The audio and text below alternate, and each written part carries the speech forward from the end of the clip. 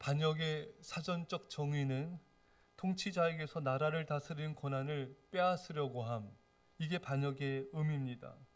왕을 섬기는 신하와 부하들이 왕을 대적하는 것, 왕을 그 자리에서 끌어내리려는 것, 그것이 반역인 것입니다.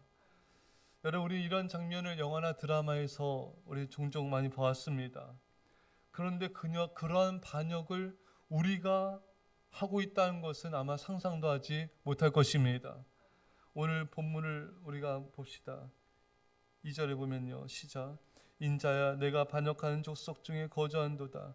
그들은 본론이 있어도 보지 아니하고 들을 귀가 있어도 듣지 아니하나니 그들은 반역하는 족속임이라. 아멘. 이스라엘 백성들이 반역을 하고 있다. 이스라엘 백성들이 귀는 있지만 듣지 않고 눈은 있지만 보지 않는다. 한마디로 하나님 말씀에 순종하지 않는, 그것을 가리켜서 하나님은 반역하는 족속이라고 말씀하고 있는 것입니다. 여러분, 이스라엘 백성들처럼 우리도 하나님께 반역하는 모습이 얼마나 많습니까? 누구와 편먹고 하나님을 대적할 때가 있는데 그 누구가 바로 사탄인 것입니다. 아담과 하가 선악과를 따먹는 불순종의 죄악을 범하였습니다. 그때 누구의 말을 듣고 여러분 범죄하였습니까? 바로 사탄의 말을 듣고 하나님을 대적하였던 것입니다. 창세기 3장 5절에 너희가 그것을 먹는 날에는 너희 눈이 밝아져 하나님과 같이 되어. 아담과 하와는 하나님과 같이 되려고 불순종하였습니다. 그래서 사탄의 음성을 듣고 사탄과 협력하여서 하나님 향하여 반역을 행하였던 것입니다. 그것이 아담과 하와의 모습이, 이스라엘 백성들의 모습이 다 나의 모습인 것입니다. 그런데 우리는 우리 자신이 하나님께 반역한다고 잘 생각하지 않습니다.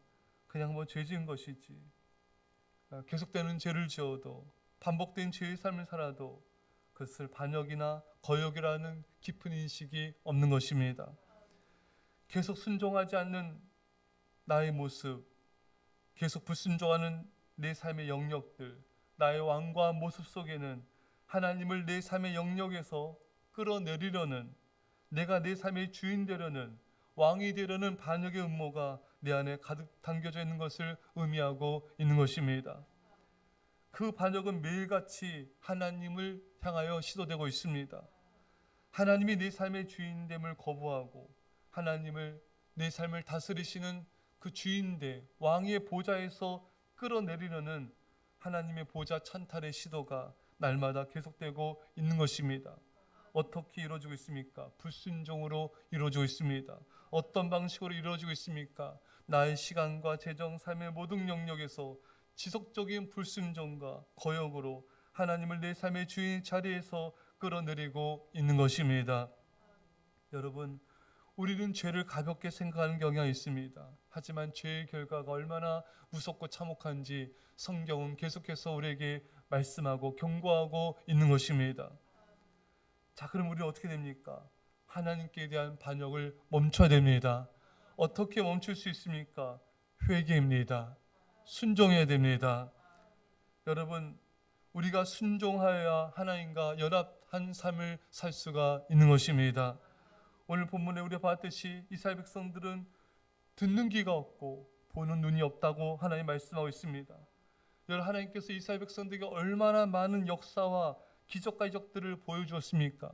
하지만 그들은 깨닫지 못합니다.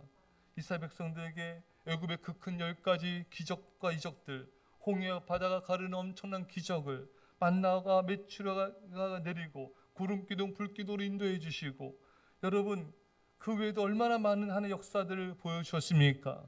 하지만 그래도 이스라엘 백성들은 원망하고 불평하며 거역하며 또 불충성하는, 하나님께 불순종함으로 반역하는 모습을 끊임없이 보여왔던 것입니다. 또 하나님은 이렇게 보여주실 뿐만 아니라 당신의 음성을 또 모세를 통하여 선지자를 통하여 들려주셨습니다. 하지만 들었음에도 불구하고 그들은 고의적으로 그 하나님의 메시지를 거부하는 삶을 수많은 세월 동안 살았던 것입니다. 여러분, 참 우리가 성경을 볼 때 이스라엘 백성들은 참 완고하다, 교만하다는 생각을 하게 되는데 그것이 바로 다 우리의 모습인 것입니다. 제가 예전에 여러 성도님들부터 그런 고백을 들은 적이 있어요. 성경을 보면서 몰랐었는데, 예전에 몰랐는데 다 이게 이스라엘 백성들이 원망불평하고 거역하고 불순종하고 우상을 섬기고 이게 다 내 모습이라는 것을 깨닫게 됐다는 것입니다. 여러분, 이스라엘 백성들의 모습을 통해 우리의 모습을 보고 우리는 그 죄에서 돌이켜야 된 것입니다.